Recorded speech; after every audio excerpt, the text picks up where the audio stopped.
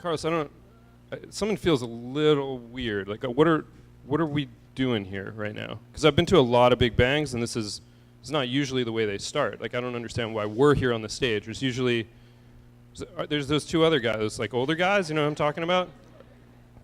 They were there last night. Yeah, Guys? I thought I saw them hanging out, but I don't. They started talking about because of Guys? this year's theme, we need to go deep. Going deep, but they're not. deep. So they're not here. What's going on, Brian? It's Brian. I'm up here. Yeah. What's up, Brian? I've got a Skype call coming in. A Skype call? They're not even going to show up? Yeah. They said something about digging in. Digging in? Digging Yeah. in. Maybe digging deep. I'm not sure. All right, let's see. Where are they? That's Hold what on we're one about. second. Are they- We're down here in the mines, digging deep. Good to see you man. there. Oh, Good to see this you. is hard work. The two old guys. This is hard right here. work. Hold on. It's hot down here. We're gonna see what we can find for Oh, you. we're going to the Common Core right down at the bottom. We're going down. And we're gonna leave the There's Common a lot- Core there if we find it. Oh man. my gosh. Oh wow. What do we Here's- got? Look, I found the Oh. rock. Woo. Says hope. Hope. That's what All we're right, about. hold on, let me You keep gotta going. give the kids hope. Let All me keep right. going here. What else we got here? Let's see. Oh man, this is where Oh, thunder that's comes. real deep too. Oh, let's see. Oh my gosh. The big picture book. Mwah, I'm going to keep it down Oh gosh. there. Elliot's new book. They got down there already. Wow, all right. How'd that get there? All right. I don't know. Oh, look at this. This What you is got here? An old Life magazine from 1969. Ooh, it's hot. And whoa, there go my toe. And I open it up, and it talks about 6, 9, 7, 8, 9, 9, 900, almost 45 years ago. It talks about American education system. The student is indeed required to conform to somebody else's ideas. And still, 50 years later, we're talking about that. Darn. Oh, well. What else you got? Oh, Look, a puppy. You see the puppy? it's one of my dogs. Oh, my gosh. Oh, my no. God. What's Oh, they, no. What are they doing down here? Puppy Doo was in there, too. Oh, my gosh. I'll bring that down for you guys. Hold on here. All right. Oh, my gosh. Look at this. A Met jacket for a 5-year-old. Isn't that cute? All right. All right. Oh, wait a minute. We got some guys down here, too. Who's this? Who you got? It looks That's- like you got Einstein. I got Einstein right here. Let's see. They put some good people down deep. Oh, I dropped Einstein. What happened to him? Hold you on. dropped him. You dropped. No, that's Freud. Oh, that's Freud. I get my old Jews mixed up, man. So I'm Jewish, I can say that. So this is Freud, who was always looking at the whole person. They even put his couch down here with him, in case you see. All right. Who do you got there? I got Louis. You know, one thing that Louis did, one of the things is he spoke out about Brown v. Board of Ed when Little Rock happened, and Jesse Helms, they didn't make a stamp for him for many, many years, and that stamp was overdue. So Louis stood for something, for sure. I have Bob Marley, little Oh, creativity yeah. here. There's Oh, Big yeah. Al. There's Big Al on the other thing. Oh, another one of my dogs. And my little Oh, dog. I can't get All right. away from him. So we're going to be coming down now. We're Yep, leaving the yep. Common Core deep down, and What we're if? bringing up all the things What we if? care about. Oh, Here we my come, gosh. guys. Here we come. Woo, it's All hot. right. It's hot down Give here. us a hand or something while we come on down. All right, hold on.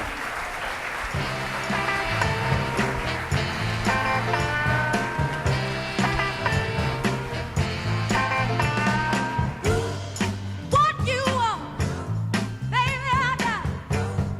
What you need, you know I got it. All I'm asking is for a little respect. Oh, how do we get through, man? hot. All right. Here we go. There are little guys, little kiss right there from Bob Marley. All right. Who can Little read Freud, Italian a here? little Freud. This is another little piece of history. Fabio, where are you? He came all the way from Italy. Where are you, Fabio? There he is. He's back Italy. there. Give us a little Italian lesson. What does that say, Fabio? And who could tell what that means? One kid at a time. All right, translate it. Beautiful. Fabio Beautiful. comes up to me last night and he says, he just met me, so I don't know how he said this. He said, you know how you're weird? I'm weird like that in my school. And I was talking about how our school was all about grades, and this other woman was talking to me, and all of a sudden we said, God, we can do something different, and we discovered you guys, so we're here. So thank you for being weird. So All right, Fabio. Gets the distance award this year. that's right. So as Carlos and Andrew were saying, we welcome you. This is the Met School that was the first school built in the network. Actually, Elliot and I started Big Picture first because our idea was to spread the word, and then we knew we needed a school as an example. And you see a beautiful place. This is in the toughest area of Providence, a South Providence area that everyone told us not to come into, build big fences. Before we moved in, just before we moved in, 2 people were shot and killed right out front. And we've developed a program here that the school opens at 7 in the morning for the community. It's open till 9 o'clock at night for the community. And you'll see, we've been here, I don't know how many years. Nancy, come on up. Where's Nancy? I saw you someplace. Been here 14 years. And the places looked amazing. And Nancy actually runs the place. I pretend like I run it. But Nancy started as All give her a right, hand. man. Good to see you. She's the interesting thing. We were in an office building at the beginning, and Nancy still looks like she's a student, although she's got a little child now. I get a call from the head of the building saying your students are running wild. There's no teacher down there. I run downstairs, and there was Nancy. She was one of the students running wild. So you can welcome people, Nancy. Welcome to Rhode Island. I'm really excited for all of you to get to know us a little bit more, a little deeper, right? Little Real bit deep, good. real Good deep. word. I like that. So I was born and raised in Providence, and so it's really exciting to me, one, that all of you are here to continue to help education and improve what it is for students. And so for me, working where I grew up, supporting our students is it just means a lot.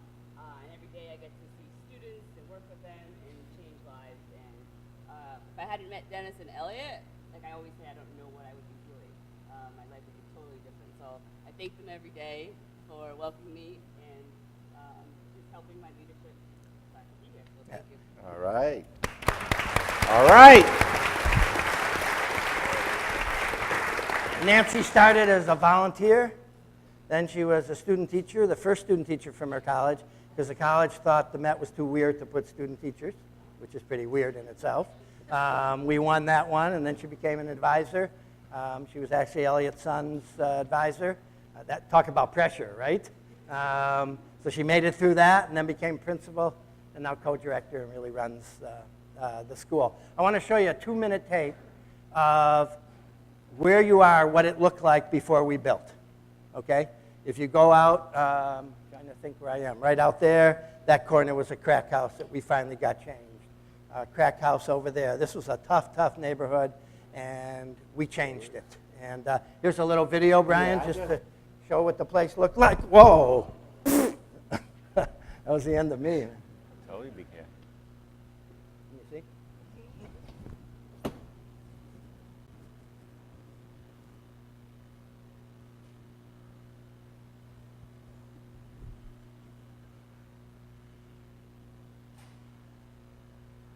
So we fought for this area. People didn't want us in this area, but this was the groundbreaking.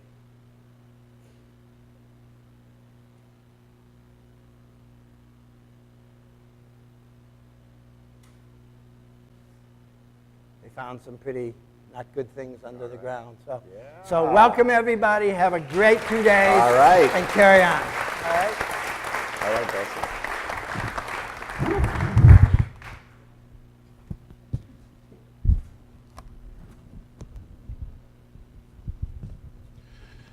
Make sure I don't fall as well. So it is my pleasure to introduce a good friend and colleague in learning. This young man has been a principal for a very, very long time. He leads one of our deeper learning schools in Camden, New Jersey. He has been a huge ally to many in the network, and he will be introducing our morning keynote speaker. Introduction to Mr. Tim Jenkins. Come on, Tim.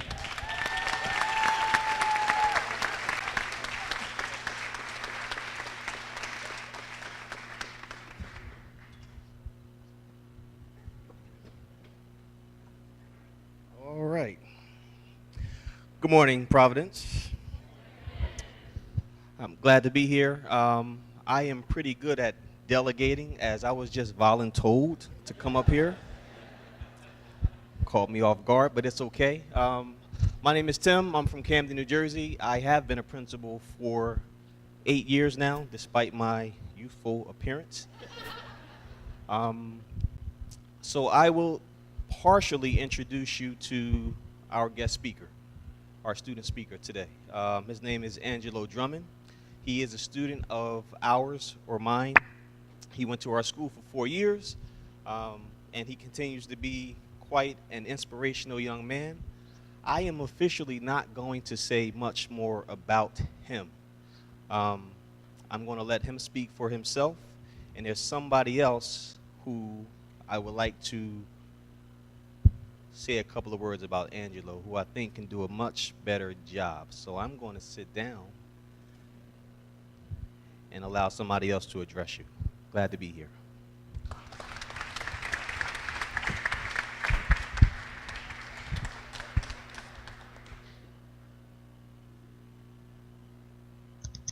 Greetings! My name is Keenan Thompson, and I was a part of the Medes family since its inception to about 2010, where I served as an advisor and had other various roles during my tenure. I hope everybody is enjoying their time at Big Bang. Sorry I couldn't be with you. Hopefully you're still not watching Dennis do that light the magic dollar on fire trick that he's been doing for the last 700 years or so. But if he is, tell that man to get some new material. I hope everybody, like I said, is enjoying their time. To all the principals, staff, and students, I wanted to thank you for giving me this opportunity to introduce Angelo and for giving Angelo the opportunity to speak with you today. Special note to the new advisors. I know this is your first time, so I advise you to not pass go. Just run for the door now while you still have your sanity. No, but seriously, I'm here to talk to you about why actually you should do the opposite and to why this model works so well. When they asked me to introduce Angelo, there was just so much material that I could use. You know, one could easily say that he is a model for the actual model.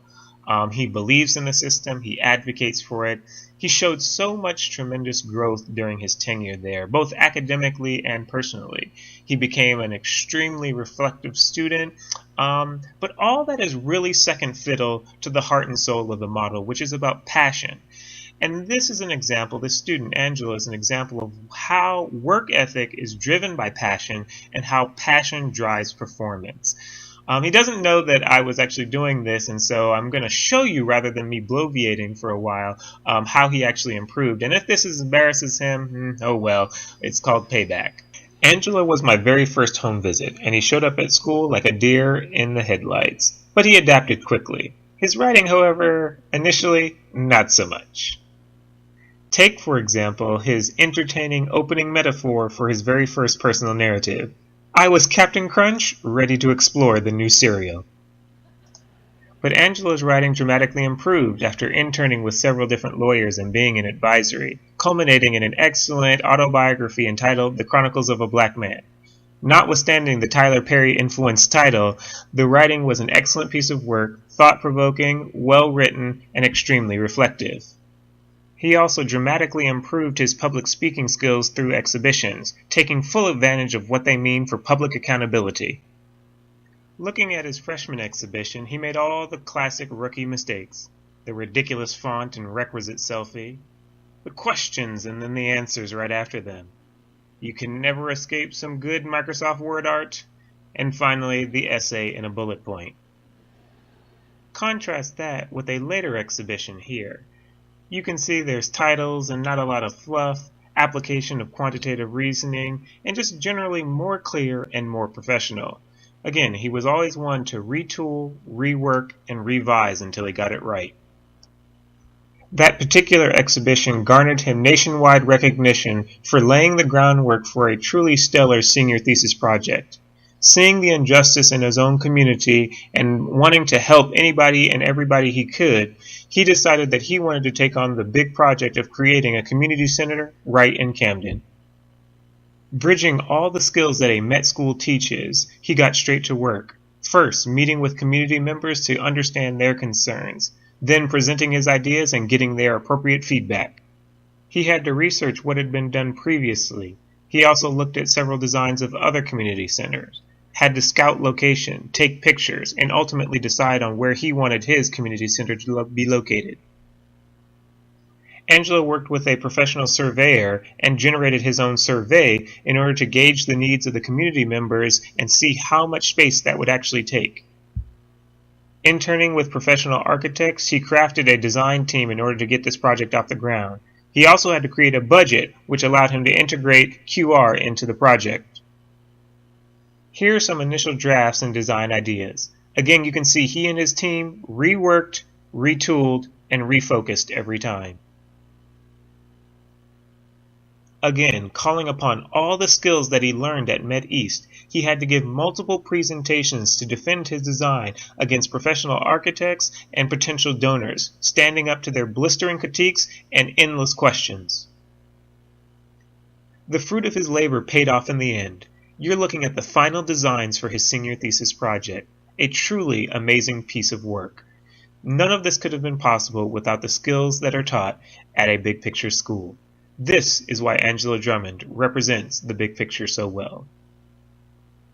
Angelo stayed true to who he was, fun-loving and energetic, while still producing high-quality work because he found his passion. He became a leader in my advisory and has gone on to be extremely successful. It was my pleasure to teach him for the 4 years, and it is my pleasure to introduce him to you today. Please join me in welcoming Angelo Drummond. Mother, mother, there's too many of you to cry. Brother, brother, brother, there's far too many of you die. You know we've got to find a way to bring some loving here today.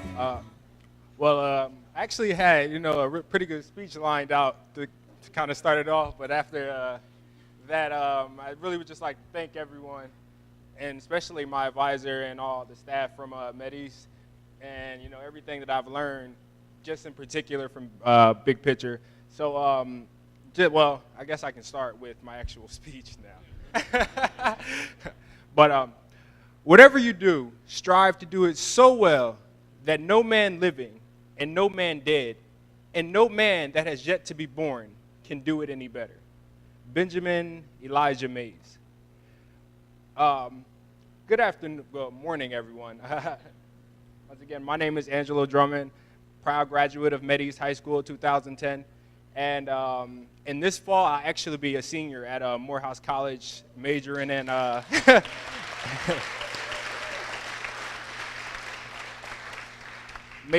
English and communications, similarly along the lines of still working with the community as well as, giving back. And I figured that probably would be my strength because I've came such a long way with presenting and speech and communication and just articulation in general. So I figured it'd be a great way for me to give back by one majoring in English and also, being a communications major, because I just feel like that'll probably be the most, way for me to focus all my energy into.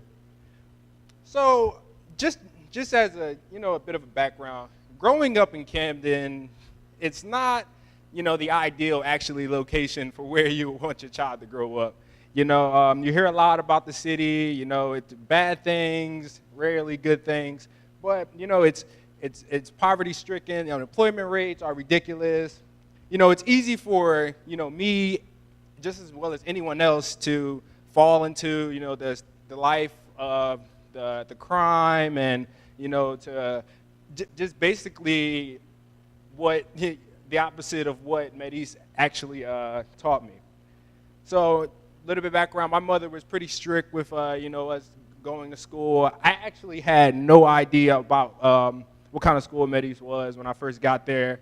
It was actually the second year that it opened up, and I didn't know anything about it. All I heard was that we go to school 3 days a week and you have internships. So off the back, I was like, I'm going.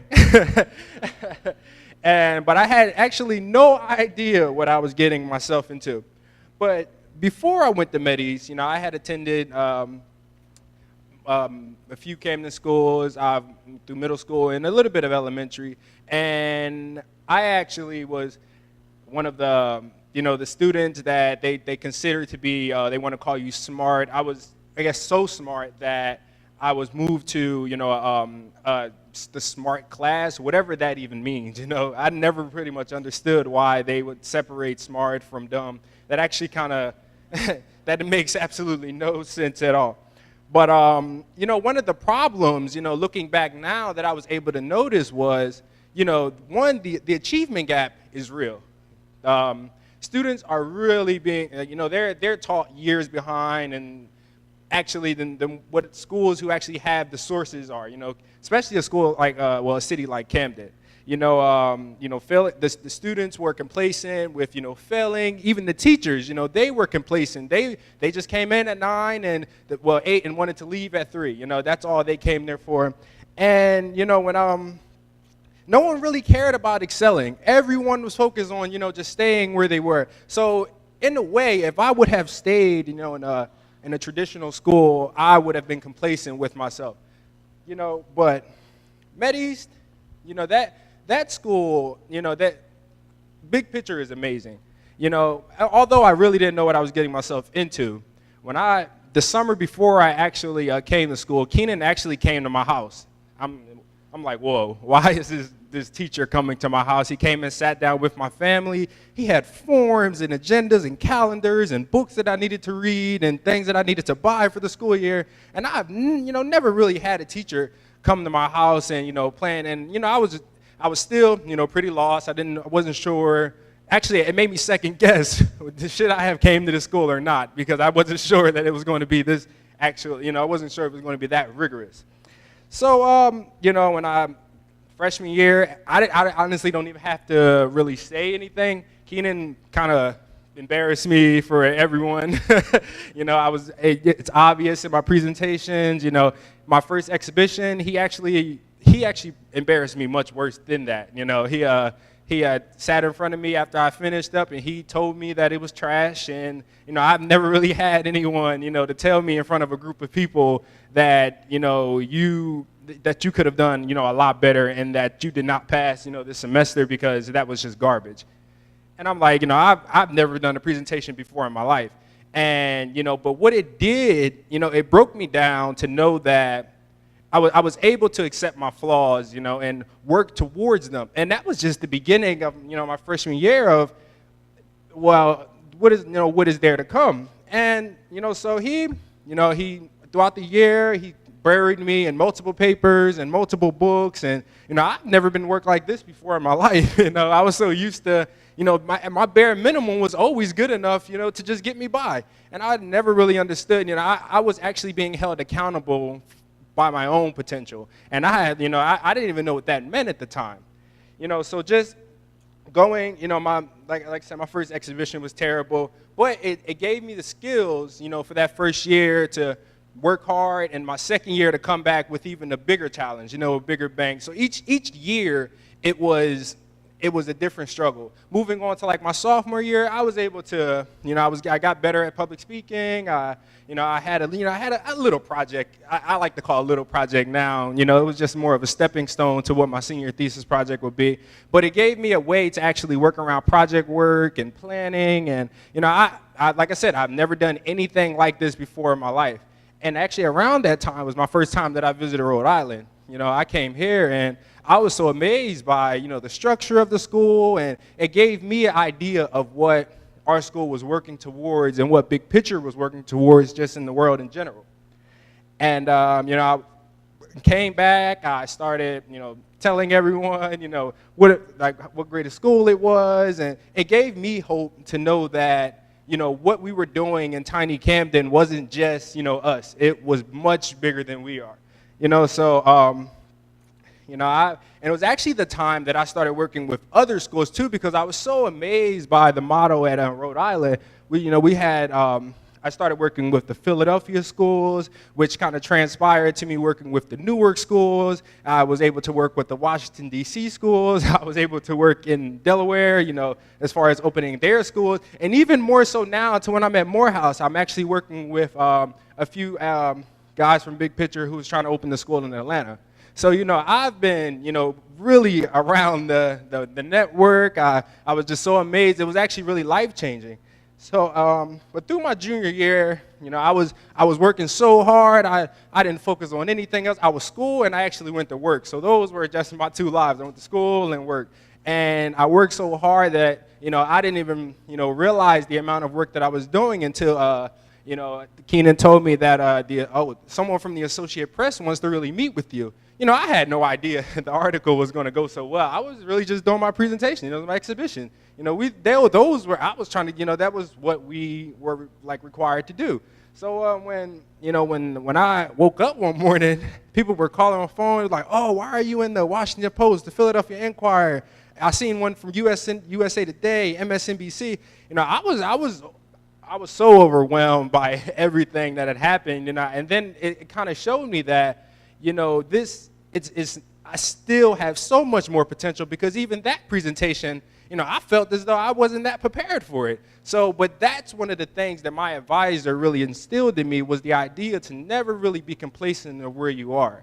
And, even your best, your best can always be better, so, and that was one of the things that, that actually got me, out of the actual city of Camden. It forced me to go from New Jersey all the way to Atlanta. I could have easily went to, Rutgers, anywhere close to the actual city.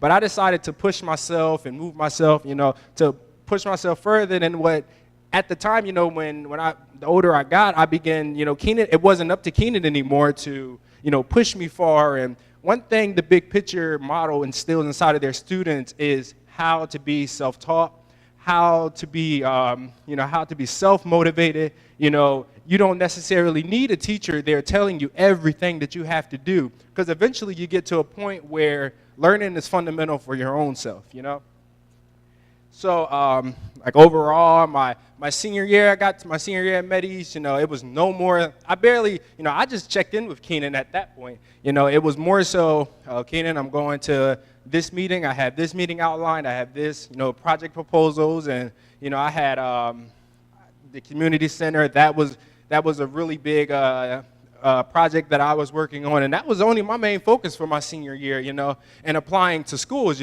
So that when that actually took off, I took a step back and realized, that was actually great work that I was doing. It wasn't something that applied. If you think about high school, I was inside of a certain kind of club, or I was the president of this. I was actually doing real world work that I still put on my resume to this day. And a lot of the time when you graduate from high school, it's like, everything from high school erased, but nothing matters anymore. But for me, that actually didn't apply. I still have internship references from high school. I still have great relationships with mentors. And, one of the things that it's taught me is that it's never, the smartest man in the world couldn't do, he still couldn't be the most successful, but it's always about, who you know. And that's one of the big things that I really had to focus on, was networking. And Big Picture, if that's not one of the things that we focus on, then I don't know what is, You always want to grab contact information. You always want to, grab business cards and networks and send emails. That was one of the things that I've learned. And it transpired to me. It transpired me when I ended up going to, Morehouse. I got there my freshman year, and honestly, I was really tired of the attention. I was tired of, everyone following me, national articles, and, I really just wanted to just take the time out to be a regular college student. And I could see that that's not what was planned. Even though I tried to run from it, it just wasn't what I was destined for. So, like example, I'm here today, you know. But throughout my few years there, I was able to obtain a scholarship based off of my community service work that I've done in high school. I had my mentors that I've known from high school, which are very important people now, to write me recommendations to a scholarship that actually pays for 80% of my schooling, you know, to go to school. And to, one of the great things that Keenan has always instilled in me and his students, he's always said, if you have to go to school, you should never pay for it. And that was one of the things that, you know, I really focused on when I got there. It was like, you know, I'm not going to pay. And Morehouse tuition, I think, this year is $46,000. So I was like, I was not paying to go. I was not paying, you know, to show my abilities when someone else can actually do it. So yeah, that's how I, you know, still maintain to stay in school, is through doing community work and project work, and it transpires to, you know, what I'm doing, you know, now, which is I took the idea from MedEast that they actually built a mosaic on MedEast campus, and I took that idea and brought it down to Atlanta, and I'm actually in charge of my own initiative now with building a mosaic on Morehouse campus, you know, the first one that has ever, you know, been done, and that's going to be you know, completed on October 1st. So it's all about, you know, the project work and everything that they instill in us, a big picture, you know, it's all worth it. You know, all the struggling and the fighting that you do with your kids, you know, everything, you know, the struggle to get them to school, to go to internships, it's all, you know, it's all pretty much worth it.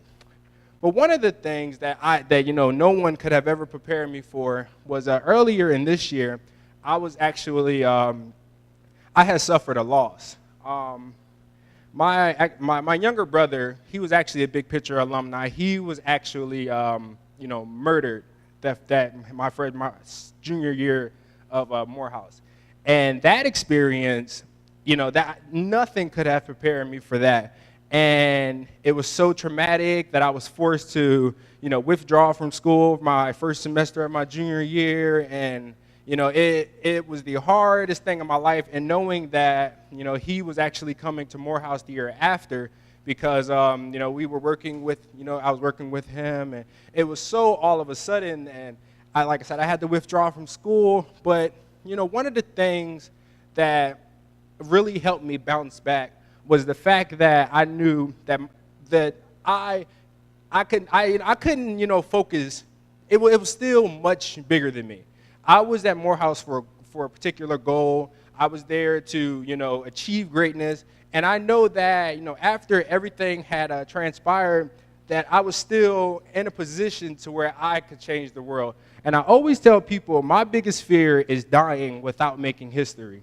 You know, that's always been something that I've always thought about. Who wants to leave here without changing the actual world? And that was my main focus. But, you know, after the entire experience, what it did for me was that it gave me eternal, you know, motivation to work hard and to know that, you know, I'm just not living for my own. I'm living for, you know, people before me. You know, I'm living for people after me. I'm living for my brother. I'm living for MedEast. I'm living for Big Picture. And it's all about my success. You know, it's going to really play a big part in the way we look at, you know, students in general that graduate from college that have went to Big Picture. Because to this day, a lot of people still say the model doesn't work. Well, I'm here to tell you today that I am a prime example of the model working. And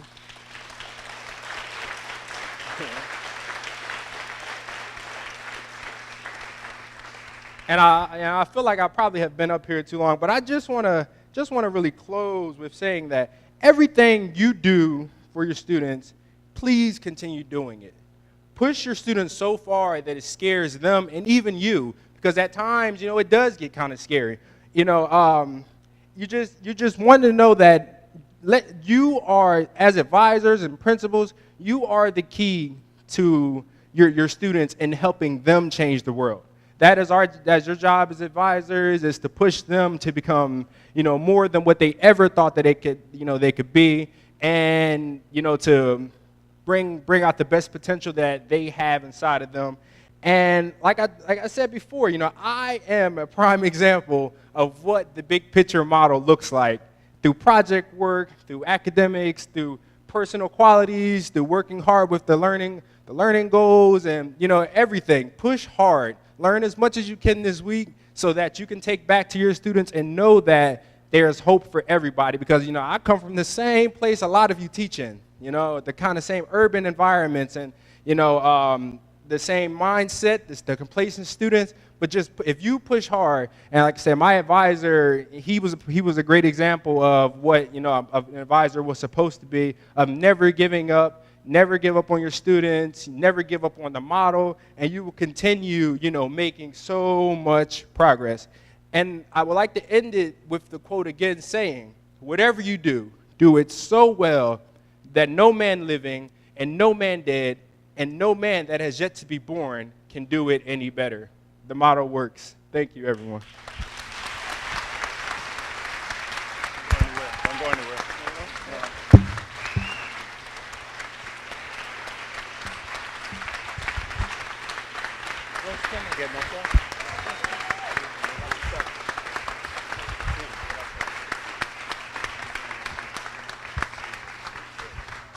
Now I don't have to give my speech tomorrow, man. You 20, 21, 20, how old are you? Jesus, 21. Just like we all sounded at 21, right? Oh my gosh. When he first walked in, and I hadn't seen him in a long time since the beginning, I thought he was the new superintendent in some place, man.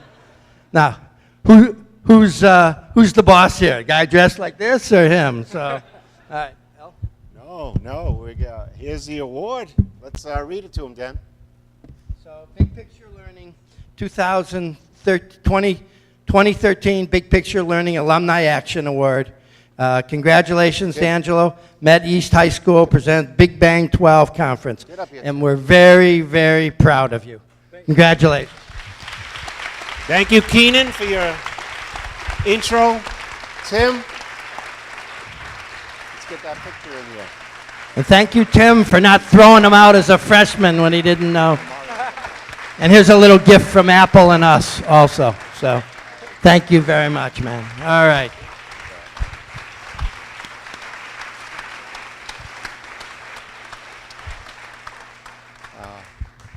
We all have stories, and we all have some tough stories to tell. We ask our students to tell those stories, and we have to be honest and tell them about ourselves as well. So just something to think about. But my piece about Camden would be, when I was a kid growing up in Brooklyn, I got into some trouble. And my parents sent me to my relatives in Camden. So things have changed in Camden. Things change all over. Mario, come on up here. Mario's our director of post-secondary. He's part of why Angelo does what he does, is where he is, and he's going to introduce somebody for an award who also is part of what Angelo talked about, building social capital, having people to go to after you graduate and outside the school. And I really liked what you had to say, Angelo. So Mario, go ahead. Thank you. Good morning, everyone. I'd like to invite a very dear personal friend and also a very good friend of Big Picture, Karen Arnold, if you can come up to the stage. It's actually Dr. Karen Arnold. Surprise. I've had the pleasure of working with Karen since I started working with Big Picture, and that was back in 2007. We worked on building the longitudinal study, and we started that work from scratch. Over the years, as many of you probably know that, we didn't have any surveys. We spent a lot of time with discussions around what questions should be part of the surveys, how those surveys would be administered, what other information we wanted to collect, and those were discussions that have gotten us this far several years later. Today, we have about 5 years of data that we've collected from both students and advisors. We have partnered with the National Student Clearinghouse for data access on the college trend and persistence rates. We have published our study. We have presented at several conferences around the nation, and Karen has been spearheading many of those conferences. And more importantly, we have created a very personalized and inclusive post-secondary culture for our schools because of this research. And that's, to me, that's the highlight of our work, is that we want to make sure that every big picture has a pathway, whether it's college or an alternative pathway when they leave our schools. And that's been the central focus of the longitudinal study. Karen has been instrumental in guiding this work for us. And even as our resources have dried up over the last few years, Karen has stepped in with in-kind resources. She's a professor at Boston College. She brought on undergraduate assistants and graduate assistants to help with the work. And I want to pause here for a second and actually recognize one of her assistants, student assistants who's here. Adar, if you can please stand up. Thank you. And so Adar is part of the reason that we actually have some presentations and workshops around the National Steering Clearinghouse that Karen will be presenting later on today. But long story short, we want to thank Karen and honor her with the award of recognition from Big Picture for her commitment and dedication to our students, our schools, and our staff. So I think, thank you.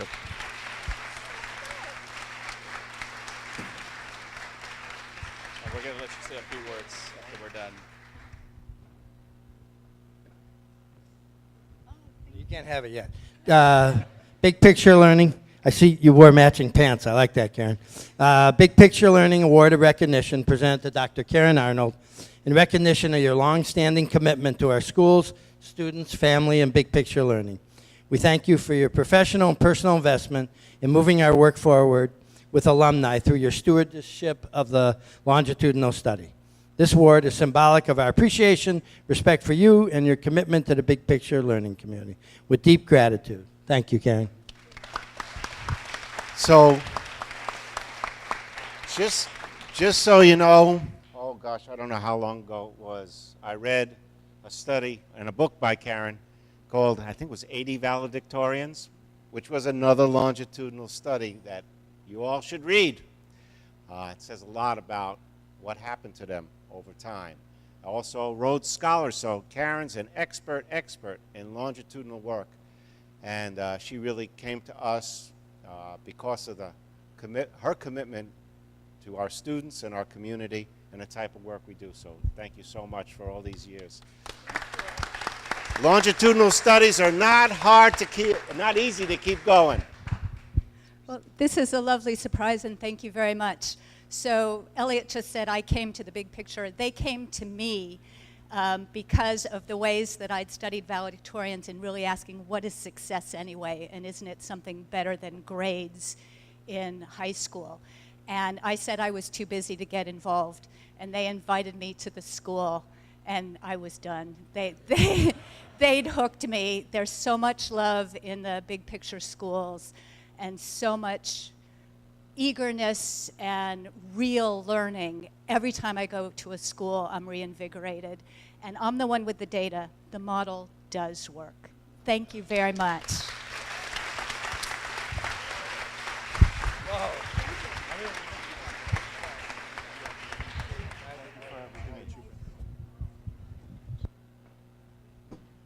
Okay, I guess okay. Hello, Ryan. Am I on or off?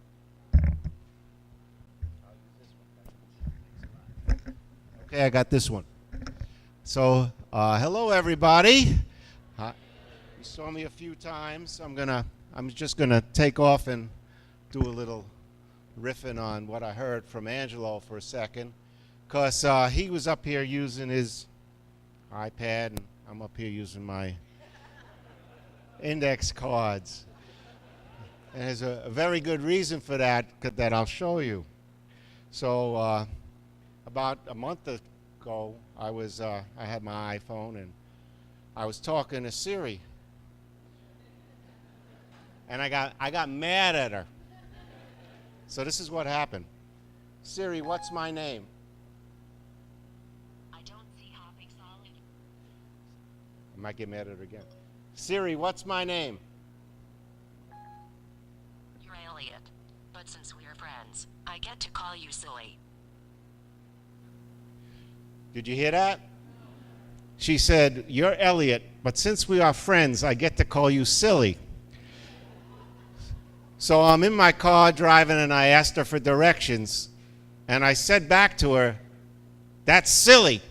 And she said, from now on, your name is Silly. Well, that's all right if you hear it, just me hear it. What happened was it changed all my emails.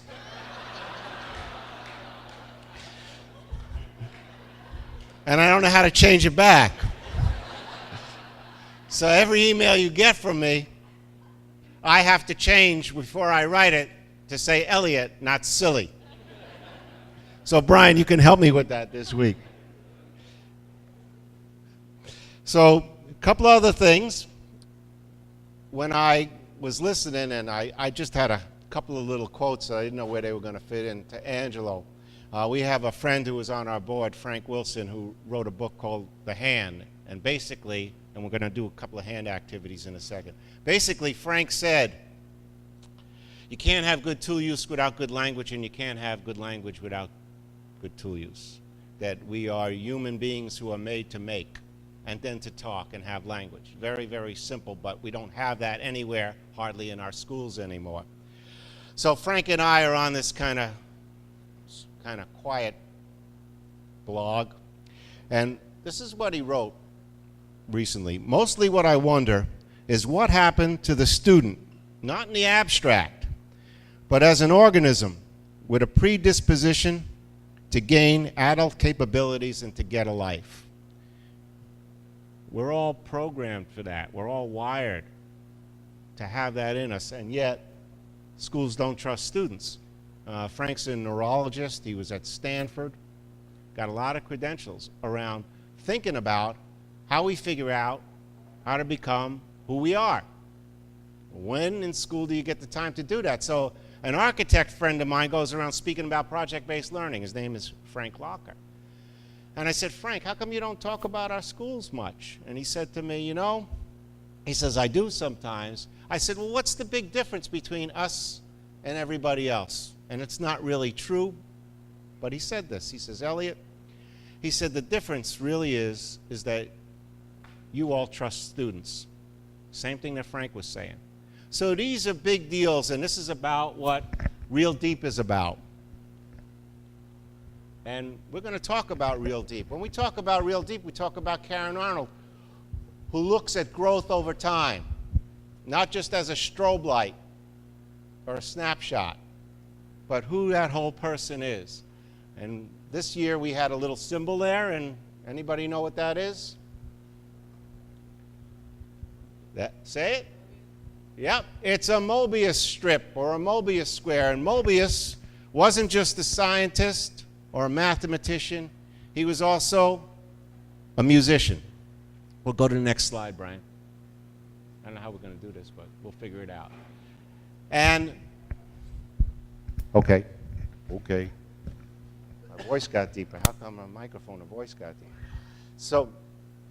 So he used algebra to develop musical scores.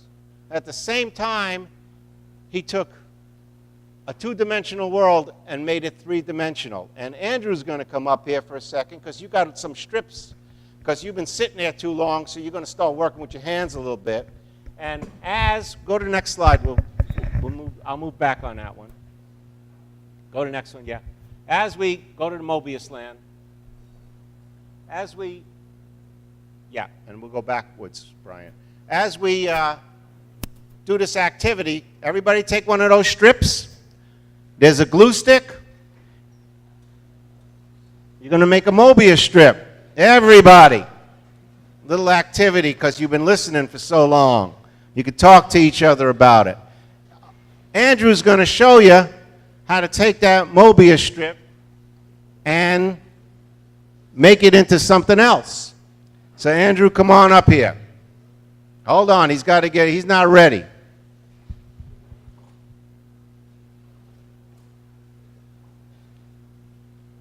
So we're trying to make a little Mobius strip there, and we're going to bend the... He needs a mic. Thanks. There we go. We're going to bend the laws of time and space here. So how many sides on this piece of paper? 2, but we're going to make it so it has only one side. Kind of blows your mind. So to do that, you're going to put a little bit of glue up on the top edge here. You You can look at each other. Now we're going to take that. Now, if you just go like this, you still got two sides. You got an inside and an outside. But if you take this strip and you put a little half twist in it, and then you glue this down, just like that. You don't have to take my word for it. You can take a pen, and you can just start drawing a line, and you go all the way around, and you'll discover that this thing now has exactly one side. But 2D in 3D. You got it. So we've got this little piece of paper right here. We put some glue on it. Now, if you were to just go like this and make a loop, you still got an inside and an outside. But if you take this piece of paper and you put a little half twist in it, just Do like the that. twist. Do Little the half twist. That's right. little half, just a half twist, just one Half leg. twist. Come on, see what I'm talking about? And you glue that right on there. Yep. Glue it on, and we got step 2. Key thing here is to have the ends still come together, just like that. I see all those people with doctorates in education. Come on now. You can do this. You can do All right, this. we got one. All right, let's hold them up. Let's get them up. Oh, don't lose. I don't want to lose you, Andrew. He got excited. He saw a few of them. All right. Now, Dennis is having trouble. Somebody help him out. Help him out. Give him some help. Give him a hand. So, should we do the next No, one? go So, ahead. so here's the place where it gets a little bit stranger. All right. Pay attention. Brian, next slide, please. So, hold on one sec, Brad. So, the question is, what do you think might happen if you cut this thing in half? Anybody know what's going to happen? One big circle, somebody says. What else? Square. A square, somebody said. Well, let's find out a little bit here. So the way we got to do this, put a little sort of pinch. We just got to start a little place right here, a little snip. Oh, I see some people. That's all right. You'll get Okay. it. Even if you're not, don't Little have your snip. strip ready. And then we're just going to start cutting right around. Just keep cutting around. Just keep cutting around. There you go. Come on, Nancy. Where's that scissors? And what's kind of crazy about it is you wind up with one big long strip. One big long strip. Now what? Now what? Now something else happens. We're cutting it again? Yeah. We're going to cut it again. We're going to go a little deeper. We're going to go deep. So the question is, what happens if we cut this again? What happens? Who knows? How about again? One big circle. Other guesses? Come on. Don't let Mobius down. He's dead. 2 circles, someone says. Where's all this math that everybody took in school? How come we can't use our mathematical abilities here? This is just the science of patterns. How about a guess, everybody? So same thing, we're going to pinch it, put a little snip right here, and then we're going to start cutting right around that circle again. And guess what's going to happen? Come on, Keith, you're a physicist, man. Let's go. You know, don't you? You're not telling. I know you're not saying. You know. I know you know. Keith and I went to Stony Brook. Dennis was there as well. I'm a reject from the physics department. He isn't.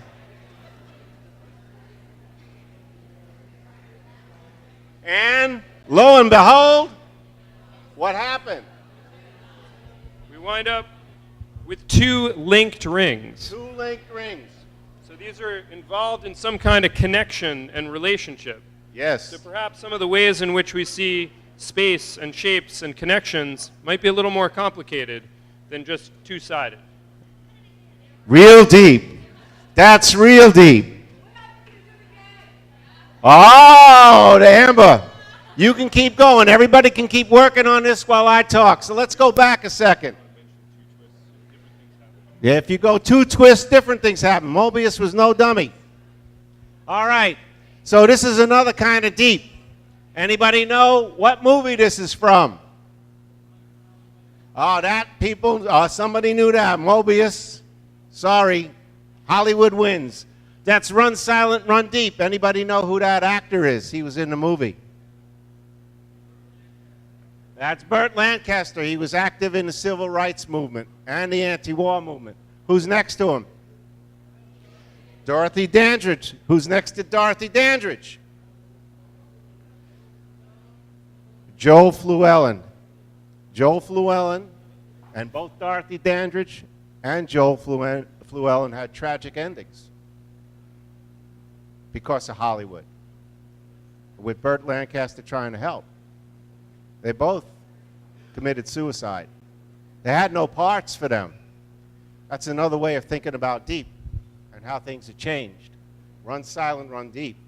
Next. Now we got some deep space. A little bit more Mobius. Keep going. Well, when we were thinking about what to put on the logo, I was listening to Keith Jarrett. Dennis knows Keith Jarrett. He'll tell you that story if you ask him. This is one of his album covers. It has the Mobius square on it. It's called Getting Inside the Outside. And that's what we do with our students. They go outside and we get inside that outside. So they meet people who they share a common interest around. And those people stay with them throughout their lives. That's what Karen's study is showing us. That's something that the school systems are not looking at. That's real important to the work that we do. We'll talk about that more. Keep going. Go ahead, Brian. So Andrew and I were at a meeting in Palo Alto, Silicon Valley, and we met a woman named Ramona Pearson and a fellow named Nelson Gonzalez. You should look Ramona's up. She's one of the top 10 TED Talks. She was the woman who literally got hit by a car, was in a coma for 18 months as a neuroscientist, came out of it, and talked about that experience. She's also completely committed to education. And she has a background not only in neuroscience but technology, and created this piece called Declara that our schools in Australia are using. Andrew and I met with her, and we developed this diagram. When you see this stuff, because we're going to start developing this partnership with her in our schools, we think it's pretty incredible. It's the best interface and analytics that we've seen. I do know a little bit about this technology stuff. I could use the fancy words. Well, what she drew was a Mobius strip. There it is again. Teachers, and we said it's not just teacher professional development. The feedback loop has to have students in it. We made that point with her. Evaluation, PD, assessment, curriculum, students. We're working on how to put the technology and our work in schools and education together. All right, so the Mobius strip appears again. So, here we are. Keep going, Brian. Thank you. There. We didn't want, there's. So, here's science and art coming together. Anybody know what that is? Oh, we got some math people in here. That's the formula for a quadratic equation tattooed on somebody's arm. The first one is, okay, so I'm taking a test. I got it right here, right? Don't want to forget it. The next one, the young person has a little bit more empathy with the person behind them who might forget the formula and tattooed it on her neck. 5 minutes. Oh, we don't have, you said take my time, Carlos. Okay, let's keep going. We're going to have to go 10. All right, Michael, my son, come on up here. We're going to do a little experiment. This is my son, Michael. He was playing for you earlier. Just like Tim, I was voluntold. And I've been watching Michael's growth over time since he was 2 years old and he could crawl. He crawled up to the piano, and what made him smile was hitting the keys. So he went to the Met, and he's going to do a little experiment with you. He has 2 guitars here. One is very, very valuable. I need 3 musicians up here. 3 musicians, and Brian, put the thing up. I want you to text on your phones. You're going to vote which guitar is better in sound. He's going to play the same song. 3 musicians, come on up. 1, Arthur's coming up. Who else? 2, somebody else. 3, okay, we got 3. Give him a hand. woman, come on, somebody. Karen, you play. Get up here. We need some women up here. Come on, don't be shy. This is not a big deal. Karen, come on. Karen's a pianist. I know that. So Michael's going to play the same song with 2 different guitars. We're going to talk about quality.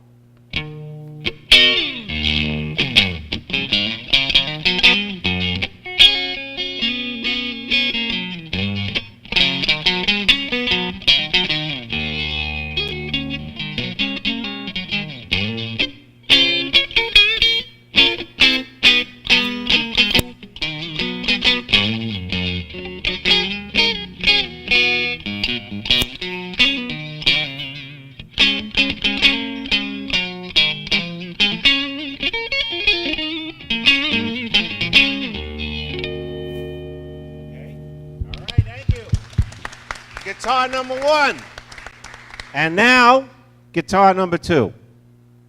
Can you tell the difference in the quality? Same person playing, same volume, same settings.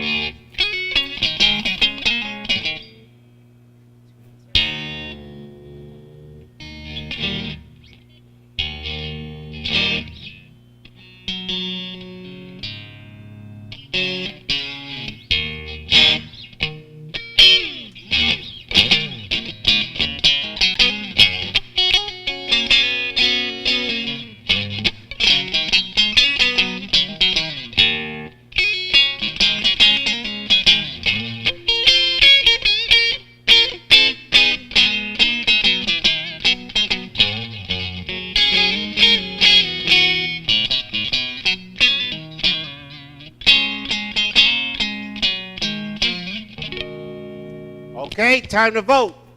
Thank you. Vote. Guitar number 1, guitar number 2. Which one's better?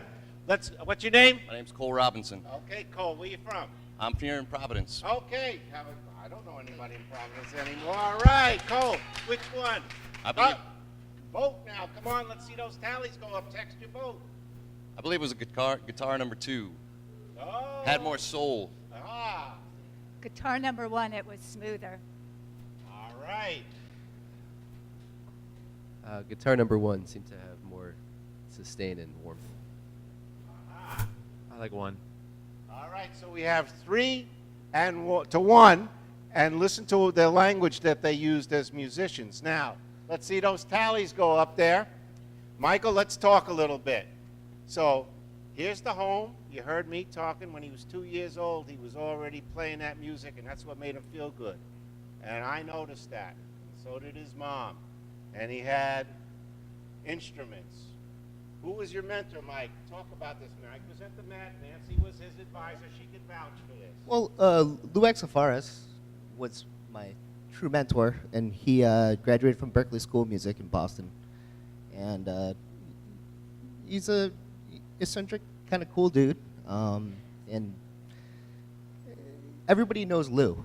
Lou was the really, he's still considered by many musicians to be one of the best in New England. And how did that relationship continue at the Met? What happened? It continued into my career, which right now I'm actually I'm in IT, but I work for an engineering and DoD company. So What was your internship at the Met? it was IT. What did Lou do at the Met? IT. Are you still friendly with Lou? Yes. That piece carries on from his academics, through college, through his work, through his life, through his family. If we connect home and school and interest, family, back to work, because you, just like Mobius, who was a mathematician and also a musician, and Karen, who's also a musician and has to do her research, her statistics, and her math. All of a sudden, things that happen that are magical. So, thanks, Michael. Thanks a lot. So the work that we do is real hard. It's hard work.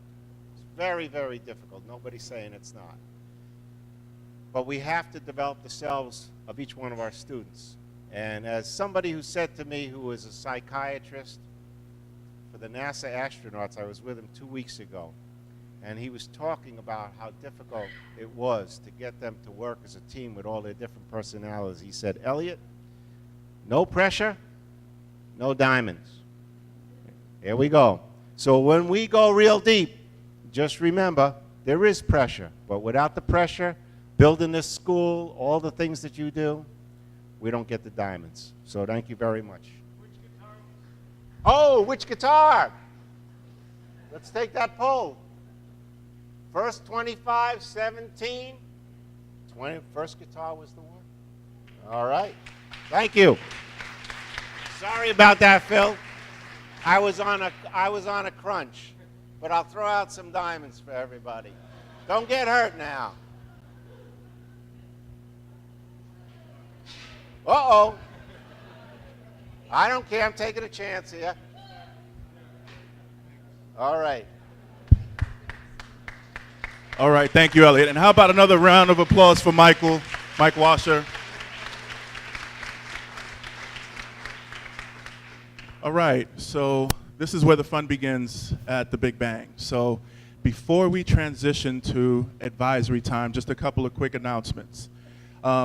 First, if you haven't already signed up for meetings with Dennis and Elliot, please do so. We're asking folks, if you're here as part of a team, to sign up as a team. Elliot and Dennis are both doing 3-on-1 meetings. If you are meeting with Elliot, that will be right outside of the health center by the pond area as you walk out to the right. If you are meeting with Dennis, you're meeting him over by the Entrepreneurship Center by the picnic table. So really encourage folks to do so. Spend some time picking our co-founders' brains a little bit, asking them about some of the things that you may perhaps heard this morning, your experiences at your current school. And if you're starting a new school, it's a great way to kind of get started and just kind of see where the origins began. On the back part of your name tags, you'll have the name of your advisor and the location of your advisory. In true big picture fashion, the advisory is the core and the home base. This is where you will start your conference, and this is where you'll be ending on Friday. Your advisors will guide you through the journey over the next couple of days. Please utilize their knowledge and wisdom and experience and the collective experiences of those folks in your advisory. Folks will be in mixed groups, so some folks in your advisories will be advisors, other folks may be specialists. You might have some folks in some leadership positions as well. So please take note of that, and if you don't have that information, please see one of the big picture staff as we wrap up. You may have noticed there's been a lot of tweeting and social media going on, so please, we encourage folks to take time when you hear something, see something that resounds with you, please take a second, put it out there, help get the word out. Special challenge to anyone that can out-tweet Andrew, who is viciously tweeting. That's all he's been doing is just tweeting, so if anyone can out-tweet, that's probably right? Out-tweet Andrew, please do so. Let us know there'll be a special prize for the person that can do that. Let's see. Okay, workshops. So workshops, if you didn't have a chance to sign up for a workshop this morning, please take some time to do so. They will fill up. Our advisory spaces can hold anywhere to up to 20 people. So please encourage you to do so. There were some changes from the initial email, not a whole lot, but a couple. The deep dive sessions will be up after lunch. So once you return for lunch, the deep dive sessions should be posted, so you can sign up for Thursday's deep dives then. Big picture staff, if folks can just wave if you are in the house, big picture staff, great. So these are our folks. We are here to help and support you in any way possible. Please let us know if you have a question, you need something. Then we're back here for lunchtime, right before lunch for school team times at 11:30. Am I missing anything? Sounds great. You guys have a little break. Work advisory start right at 10 o'clock, so have a great morning, everyone.